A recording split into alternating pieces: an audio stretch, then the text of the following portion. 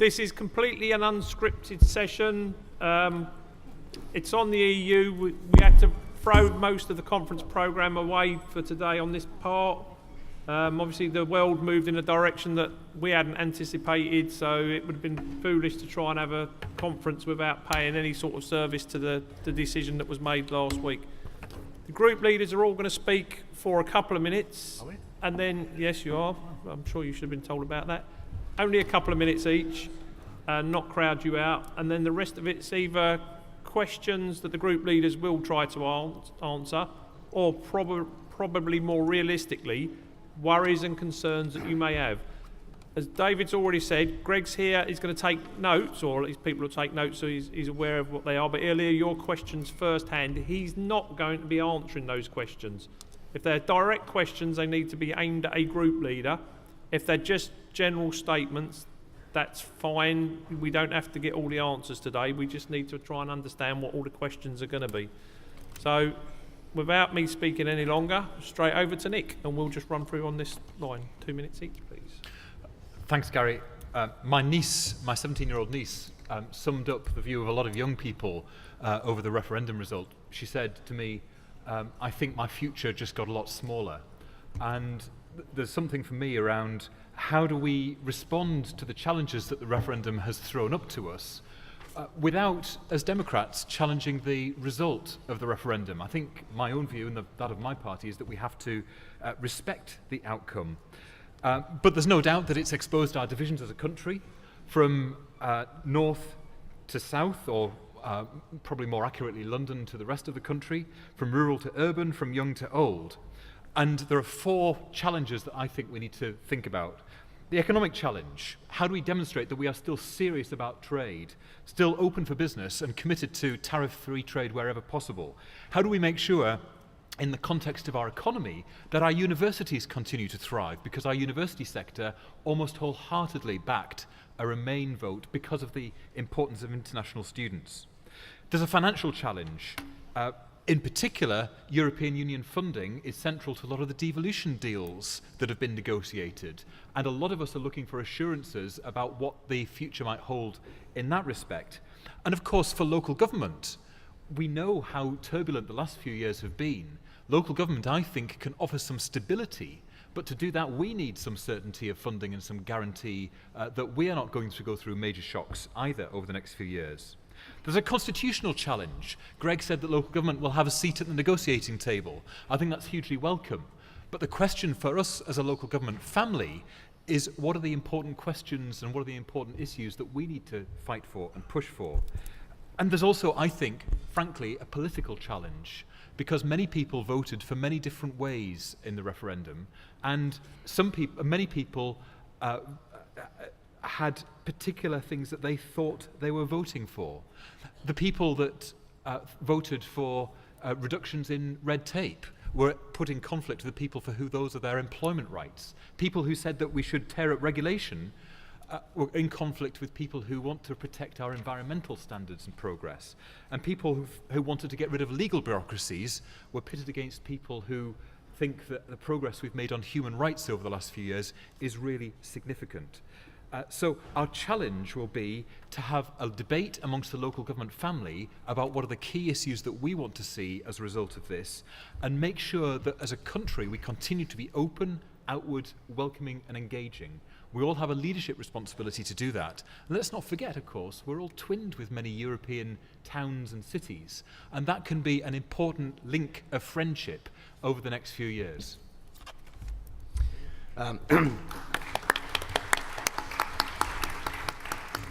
The vote to leave the EU was probably the most important decision that the British people made in the past 70 years, and will undoubtedly have major implications for both governance of the UK as a whole.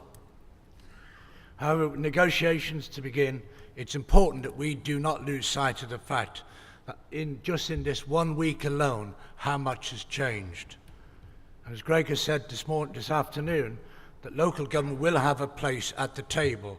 What many people are not aware of is how much work's gone on behind the scenes. We're talking with Greg about how we could ensure that happens. For me, I think that's one of the real fundamentals that we in local government have a seat at that European table to make sure that we actually ensure that what comes out of it comes down and is passed down to local government so we can look after local people. I don't want to say too much because really I'm a great believer. I want to hear from you. Thank you. Thank you. We have just seen the biggest public engagement in politics for a very long time. For some, it was the very first time they saw the point in listening to the debate and in voting. It was an important decision, an electoral system where every vote counted towards the outcome. The electorate will expect both the issues raised and the outcome to be taken seriously and accepted. Most unions, big businesses and environmental bodies recommended Remain based mainly on worker conditions, trade and environmental protection. Yet, people were worried about sovereignty, the inability to control immigration, and indeed the integrity of the EU itself. It's vital that we understand the differences to get on with negotiating the conditions and, most importantly, the rules for doing business together. It's in everyone's interests to have a Britain that works. Those charged with sorting out the present and expected problems will need to take local authorities' demands seriously or risk loss of grassroots support. To keep our local businesses successful, we need the EU agreed regeneration funding to continue in local authorities. To keep our services running, we need business rates as well as other funding and indeed strong community support. To keep good health and adult care, we need proper funding and devolution of integrated care to our councils. To keep the balance and enable us to provide what is needed, we need moderate migration, resources and proper planning control. And last, we need leadership. We need to build cohesive, sustainable communities from the grassroots up. One thing I think all of our people in public elected office have learned is that we do need to listen. And I think that perhaps that will be, for us, the best way of bringing an inclusive and effective local government that will make the difference. Thank you.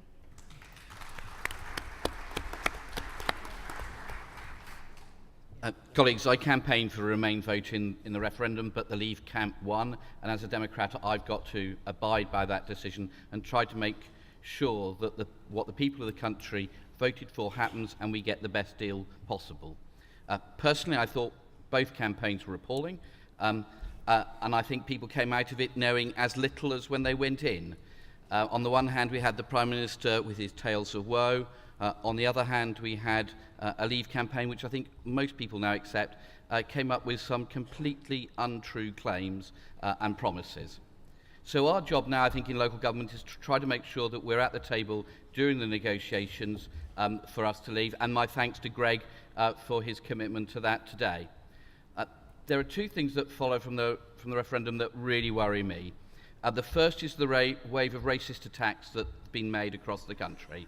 I've talked to people in the city where I live, and people are worried and afraid. The result of the referendum seems to have been seen by some people as a green light to make racist attacks on their neighbours. And I'm sure that all of us, across all parties and across no party, would wish to condemn that and say that is completely unacceptable in this country.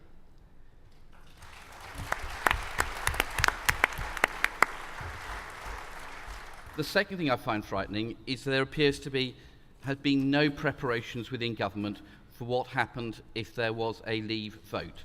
This hardly fills me with confidence, and we seem to be left in a position of drift and lack of leadership at the time when we desperately need leadership. One message to me, coming strongly from employers, is the need to remain part of the single market. But I cannot see how you can reconcile that with the promises made on immigration, and I just don't see that as happening, because otherwise people who voted Leave will feel really completely let down. Finally, many of us in this room are elected politicians. The moves being made to say that some of the promises made by the Leave campaign can now be quietly dropped will, I think, mean that people lose even more trust in politicians.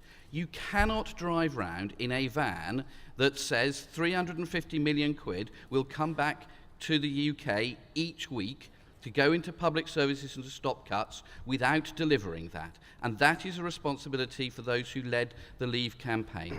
I'm a Lib Dem.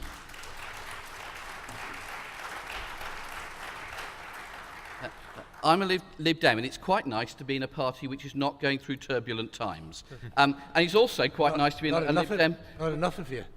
where we might be on the edge of relevance again. But nobody, colleagues, would have expected, if the vote had been a 2% in favour of Remain, for UKIP to stop campaigning to leave the EU.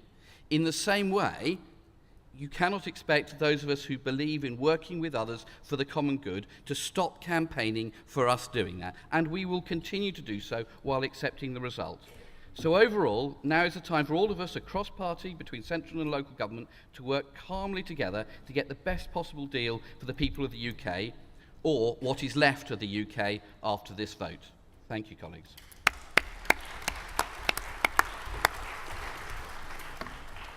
Right, we've got soundings from the group office from your group meetings this morning, and we've got volunteer people to speak first, so we've got a few of those, and then if there's time left, then you can just have a free-for-all. So if you know you spoke in your group meeting about wanting to speak now, can you stick your hands up so the people with the microphones can grab hold of you? Rachel Bailey, if you're in, can you wave somewhere so there's a microphone near you? I can't see anything out there. You're just going to... She's got number 3, has she? All right, that'll do then. If that's Rachel Bailey on number 3, we'll have that one. Go on then. It's not. Number 4's got one. Oh, all right. This list is going to get thrown out the window. If you've got a microphone and a little number sitting by you, can you speak? Hello, Gary, I'm here. Where? Rachel Bailey, on the top. On the top. You found me. It says I shouldn't stand up, but because I'm small, I'm going to. Fine. Welcome the comments and the opportunity to speak on Europe and what it means. For local authorities, I'm clear that this is an opportunity for procurement. Can you see where And Steve? I would like responses, particularly from the panel, in relation to how we can improve procurement and address this, what has been a thorny issue in tough fiscal times. Thank you. Anybody want to respond or not? Yeah, all right, we'll get a few more then. Right, Steve? Steve Bullock, anywhere? Number 1. Number 1? All right, fine, Steve. Off you go. Oh, this ain't working at all. Oh, over there. Go on then, Steve. Right. Apart from endorsing David Hodge's comments about Middlesbrough winning the championship, the Premiership, we've already seen impacts on housing. We've seen the share prices of the private developers dropping. We know that Greg and his colleagues share our concerns about getting housing high on the agenda. What should we be asking government to do to help us sustain our efforts to increase the number of affordable homes that are delivered? Should it be flexibility on 10 years, raising the borrowing cap, streamlining planning, or something else entirely? What does the panel think? Right, Ruth Dombey. Wave your hand somewhere. Yeah, look, quick, somebody run with a microphone. No, don't run, that's health and safety, you're not allowed to do that. Just checking to see if you've been trained properly, that's all. Councillor Ruth Dombey, leader of the London Borough of Sutton. Given the possibility of an economic slump following the decision to leave the European Union, does the panel agree with Simon Stevens that we should now be channeling money into social care rather than the NHS so that we can focus on prevention and early intervention, and how can we make that happen? All right, and Kay Gray from Great Yarmouth, are you about? Somewhere over there, if anybody's got that. Good afternoon. Good. The independent group met earlier today and discussed reflections on the referendum. Our group saw huge opportunities in post-Brexit Britain. But some concerns were also identified, including, will the Brexit dividend be filtered down to local communities or swallowed up by central government? How can we ensure that funding is devolved using economic assessment rather than just getting local areas to bid against each other? And also, how can we ensure that allocated funding up to 2020 is not lost when Brexit occurs? And can you just put that microphone behind to Joe Miller, please? Thanks, Gary. I'm Joe Miller, Chief Executive Doncaster, but I was in the officer group this morning, and it was great to hear the Secretary of State's cues and leadership around, firstly, all of our communities are welcome, because we know we feel that in the playground and the workplace if it doesn't happen, but also comments about devolution. So I think it's a comment, really, and a question. We concluded that in uncertain economic times, we know that our funding mechanism is secure effectively for 4 years, but in all likelihood, the economic situation is bleaker than we anticipated. So how can we make sure, whilst recognising devolution is about individual conversations around geography, we are using the capacity of local government and the civil service best around those areas we know we need to do more on with DWP, with education and colleagues elsewhere?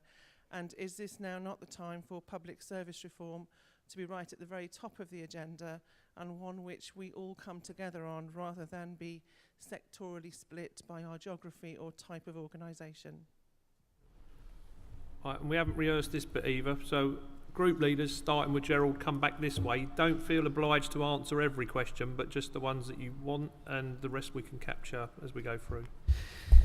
Okay, just running through them in order. The procurement thing, I think it's going to be interesting if we got different rules. We have to balance making sure that procurement is fair without just giving contracts to our mates.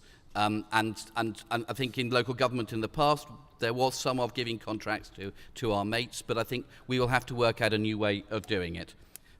In housing, what can we do to make sure that we get more houses built? Well, I think the first thing would be to get rid of the housing and planning bill. I'm very sorry, Greg, but the survey of local councils said that the changes the government has brought in will mean that 85% of councils have said they will do less house building, and they will have less money to put in to regenerating estates and looking after council properties. So the first and the best thing the government could do is to get rid of the housing and planning bill, which I'm sure we would all welcome.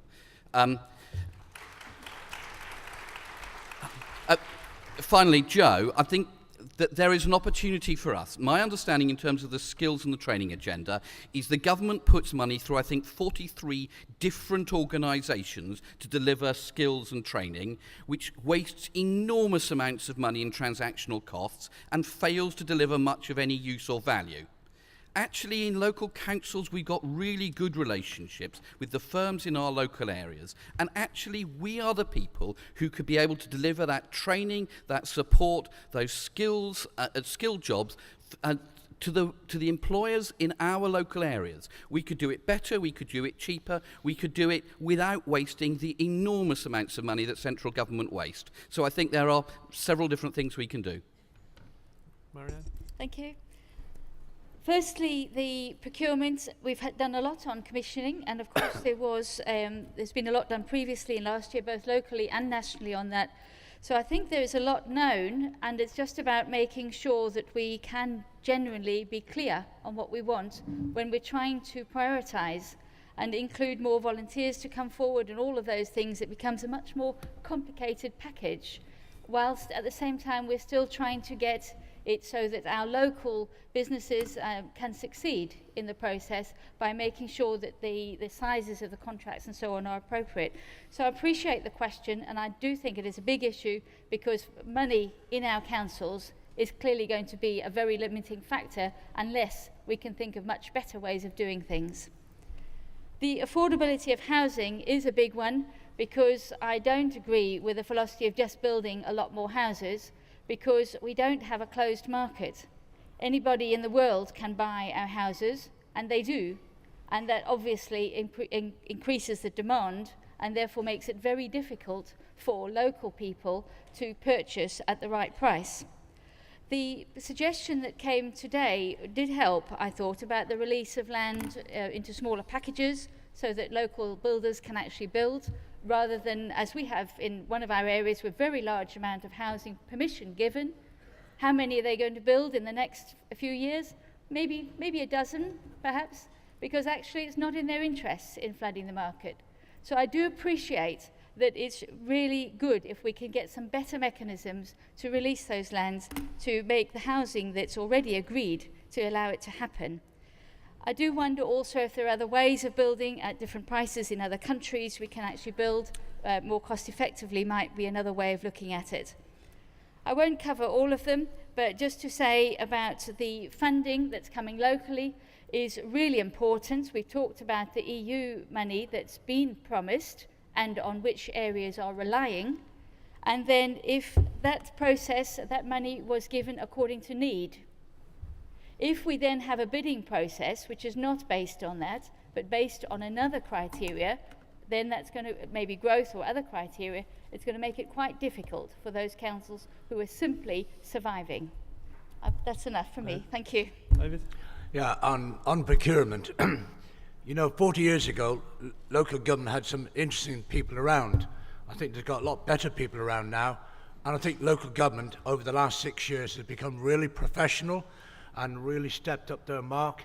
And I think when you look at procurement services across the authorities, I think they are much better people in there now. And I actually would like to see the red tape of the EU taken right out of the way and actually allow us in local government to work with our partners in the health service, to work with people at the Ministry of Justice and prisons, and actually start talk about real, what I call one team procurement. Because I believe there's huge advantages. At the moment, we've got too many people in the field all trying to do two different things. I don't agree with Ruth on that there's an economic slump. The realities are that even before the referendum started, there were serious issues about where was the economy going. I suspect most people knew that.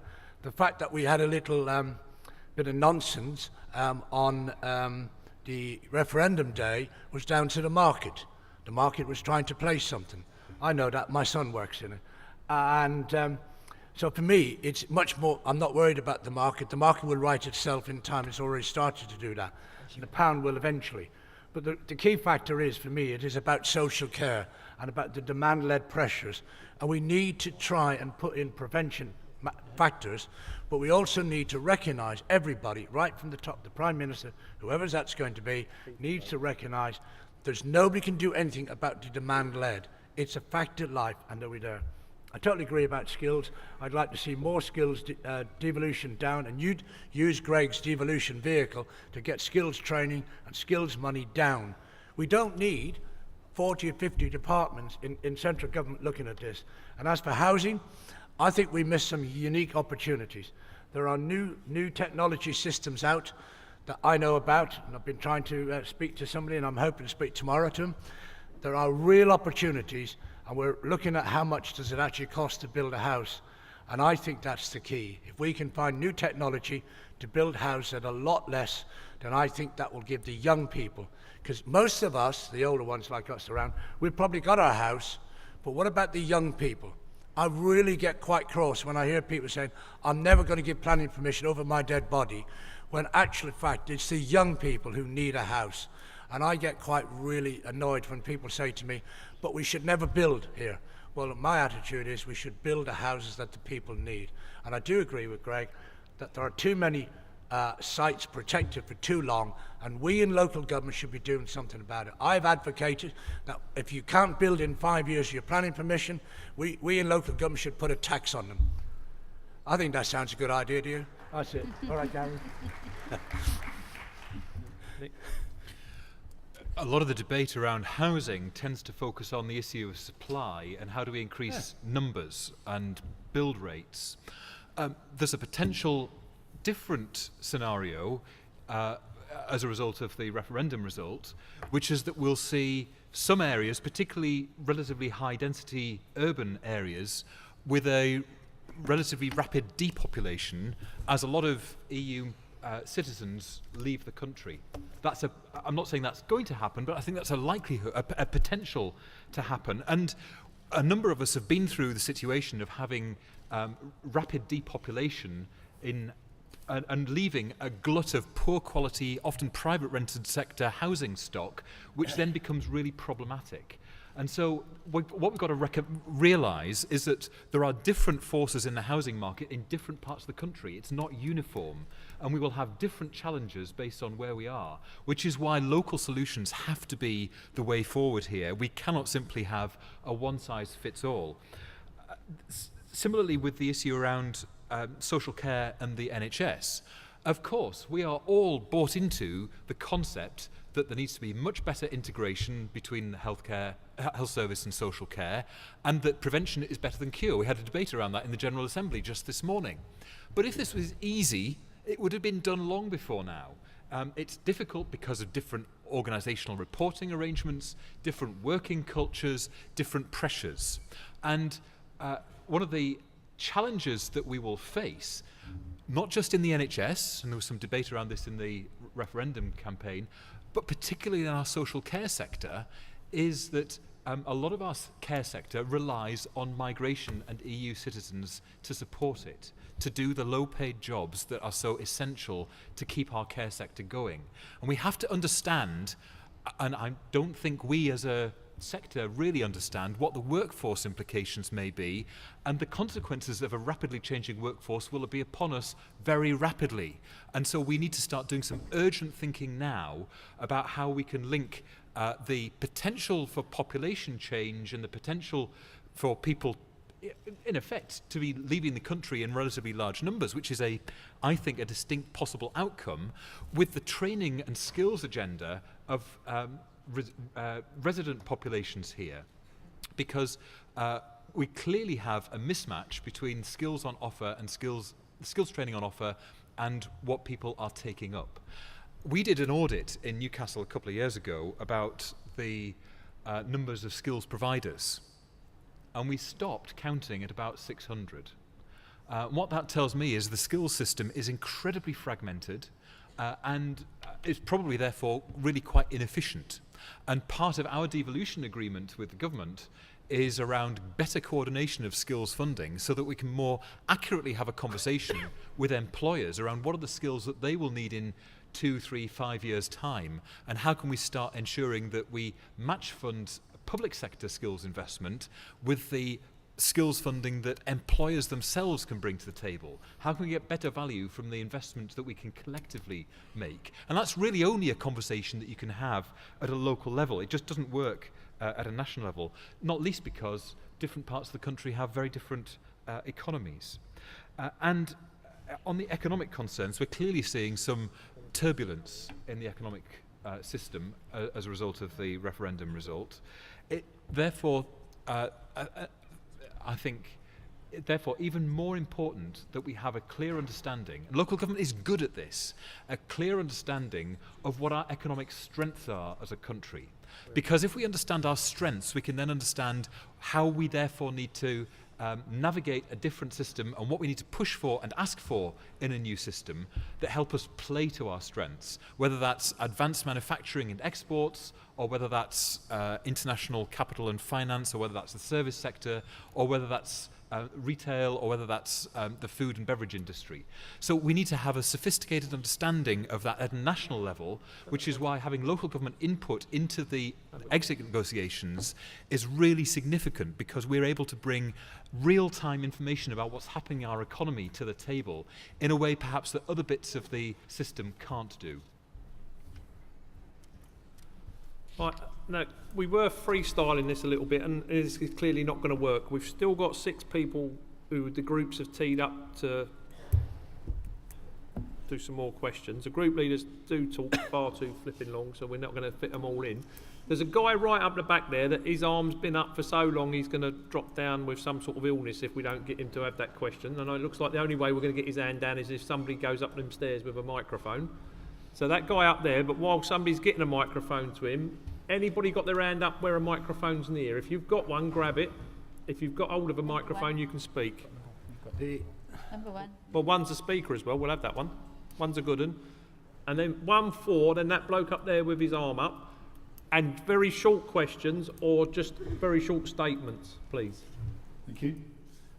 Do the panel agree that the Brexit vote reflects a view that many residents have, that decisions that affect their lives are made too far away, whether that be in Brussels or Whitehall, and that decision therefore provides further impetus for faster devolution as a means of ensuring that decision making is more accountable and transparent to local electorate. 3 now, because that's up there with that guy with a dodgy arm, and 4, and then if we got time, we'll get these answers in. If not, we're going to have to catch up with these in group sessions. So 3. Thank you, Gary. My arms need some hospital treatment after that. I'm here representing I'm Vice Chairman of the Buckinghamshire Fire Authority, but I'm speaking now as an individual, Andy Dransfield from Milton Keynes. First of all, Gary, I was at the Conservative group meeting this morning. I don't remember any discussion about the group selecting people to speak, so I hope this isn't an establishment fix-up.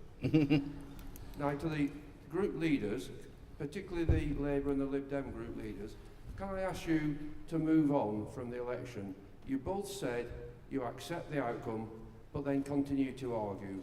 Can I just remind you that all of the causes you talked about, be it the farmers, universities, development areas, if every single one of those areas could get the money still, the EU doesn't have any money, it has our money, and we could give every single one of the sectors that you're bleating about every single penny they've had before and still have £10 billion a year or £200,000 a week to spend.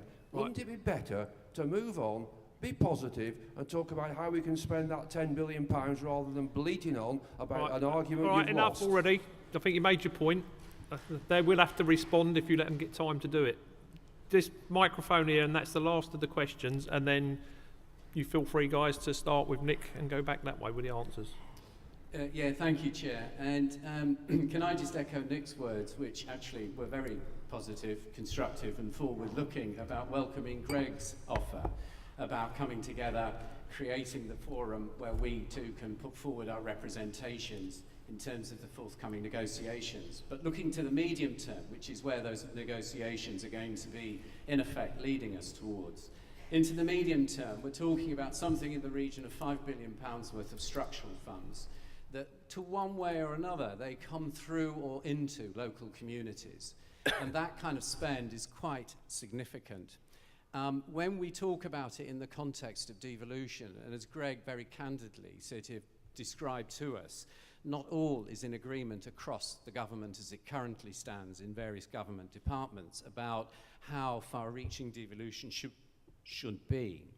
There is a concern coming certainly from some of us where one hears the other day that the devolution around the work programme that may be forthcoming involves a cut from £800 million per annum spent in England on such a programme to £180 million per annum that would be channeled through local government to deliver on that said programme. This is clearly going to be a group where some serious consideration is going to have to be given to not just the medium term and our future relationship with Europe and filling the vacuum of that investment that we are likely to have to relinquish, but also sitting there and overlaying the devolution agenda with it, and that perhaps we combine both. And that is really quite an intense discussion and set of negotiations to be had with colleagues in government, with colleagues amongst our own local government community. Thank you. Nick, David, and then just go that way down. Wade in wherever you want. Firstly, here's a great opportunity for us to embed devolutionary principles in whatever the outcome of the discussions are. We shouldn't assume that we're talking about the transfer of powers from Brussels to Westminster and Whitehall. We should talk about the devolution of powers from Brussels to town halls. We're only just starting to understand fully what the consequences of this might be, and this is going to be a national debate that's going to go on for a long period of time. We're talking about some of the issues and challenges that we know we can see we're going to face. But local government is good at coming up with solutions. We're good at putting forward practical ways forward. We're good at dealing with these things. And the offer from local government collectively is, yes, we're going to be at the table, we're going to contribute, and we contribute constructively. And I was on the Remain side. I still argue very passionately for the things that I believe in. But it is time for us to think about what a post-Brexit Britain will look like. I'm not going to leave that debate to the far right. And I'm going to get involved and fight for social justice and good quality of life for our citizens, because that is what my party stands for. David? Yeah, I'm not that far from Nick actually on this. I think what we've got to bear in mind is that, and the first question was about the EU result, and what was the opportunities for devolution. Well, the way I answer that question is yes, that's the result. We all knew there was going to be a result, one way or the other. And the realities is, we are where we are, and as the gentleman from the Fire Service says, we are where we are. And why aren't we thinking more positive? I'm sick and tired of people doing this country down. You know, as far as I'm concerned, this is a great country. I'm an immigrant. I know it's hard to believe, being an Irishman, you know, but I'm an immigrant. I've had a great life in this country. There are great people live in this country. And I see this every single day in local government. I see great people who can do great things. We have a great Secretary of State, and I think he should be helping us to make sure that we put our case. I want to see faster and quicker devolution. I want to see more powers passed down to local government, to partners in local government. I don't just want us to stop with this council and that council. I want us to talk to the health service. I want us to talk to other services so we can prove it. Because the question gentleman asked on the left here talked about channeling everything through. No, I don't want to channel things through. I just want them to pass the stuff down to local government, and we'll get on and we'll deliver it. We've proved in the last 6 years, ladies and gentlemen, that we are capable of doing it. The standard of local politicians in this country, in my belief, has never been higher since I first came into it. I believe that we in local government can actually show once and for all that the people can trust local government to deliver. What government's got to do, what the EU's got to do, is take the shackles off and pass it down to us, and we will deliver the best quality service at a reduced price by working together in unison as a one-team concept for the benefit of our residents. One union, what about the others? Why are we only plugging one union? Why don't we plug the other unions as well, if it's all for unison? What's that about? I said unison. Right. Yeah, unison, not union. I agree that this referendum does demonstrate that there is a sense that decisions were made too far away, and that people do want their decisions made locally by people who are directly accountable on the ballot box. So I strongly support that. The point I think I would like to make, though, is where that power comes down to. We have long argued for power and money, and it does need to be both, to come from central government to our councils, to our local authorities. And then we were told we had to have a new layer of combined authority with a mayor, and I'm not sure that's what we originally asked for. Because if we are really devolving power and money to our local authorities, then surely that has to be up to us, how we do that. If we're going to be trusted, then let us do that, and let us sort out the structure that we want to create. We are good at working together, and we are good at bringing people together from different authorities, voluntary sector, everybody, bringing them together to actually make the difference locally and to deliver in a different way. As regards the funding, and this is absolutely critical to our future, and I strongly support the profile that has been given today, is to get the structural funds have to be in place if we are to continue to do the good job that we need. We need those basic tools. We want sustainable communities with balance. We don't necessarily need more of everything, but we want a good economy that works for our local residents. So in conclusion, I think we are going in the right direction, but we need to make sure that it is in the power of our local authorities how to do it. Gerald? Thanks. I think the devolution thing is very important, and I agree with Marianne. I think we are in danger in local government of following the line of concentrating power and not diffusing it. Elected mayors for large areas, I'm not sure is great. And actually within our own councils, having gone to an executive model where you exclude most councillors from decision making, I'm not sure is a good model if we're wanting to involve lots of people. Secondly, on the EU, I absolutely accept the result, but I don't apologise for being able to articulate a different vision. I think it is really important that we articulate a vision of this country working with others. I think that one of the things out of it is the Leave campaign have promised that we'll have £18.2 billion more available for public spending within the UK. The £350 million, they say, goes every week to Brussels. So that 18.2 billion will come back to us. That means there'll be no more cuts in public expenditure, which is great. So that's a real message that we need to take back to every one of our councils, that because the promises made by the Leave campaign, they are promising to make sure there will be no more cuts. And that's really good of them. I don't see where the money comes from, but that's really good. The thing that frightens me is I live on the south coast, and I see the trucks coming down from the Midlands with the cars coming down to export them from Southampton. We are an enormous exporter of cars to the rest of Europe and the rest of the world. And we have Peugeot, we have lots of other companies building cars in this country. If we are outside of the single market, which I think people have a right to demand, because that's the only way to control EU migration, that means every single one of those cars has a 10% tariff on them. So why do Peugeot keep building cars in this country where they're exporting to Europe with a 10% tariff on top? I think it's going to cause real trouble for our manufacturing industry, and that's going to mean that there's less money in taxes, which will probably mean more cuts. So I don't apologise for saying that these are problems that are going to come out of it, and we need to work to try to make sure that we get the best possible deal, but we've been dealt a really difficult hand. Right, given that we're nearly back on time again, I'm going to draw it to a close there.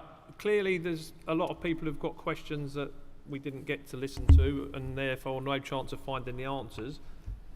The Chief Exec has now got himself lumbered with a job, because he's going to have to come away and instead of enjoying himself tonight, come up with some cunning plan how we get more of this built into what we're doing. And I'm not sure whether that's going to be possible this week other than through the group meetings, but certainly when we get back into Smith Square, we're going to have to find a way to make sure you've all got the platform that you need to be able to express your concerns, so that we can at least try to find some of the answers that you're looking for. Can I just ask you to thank the group leaders for winging it, because clearly that's what they've just done.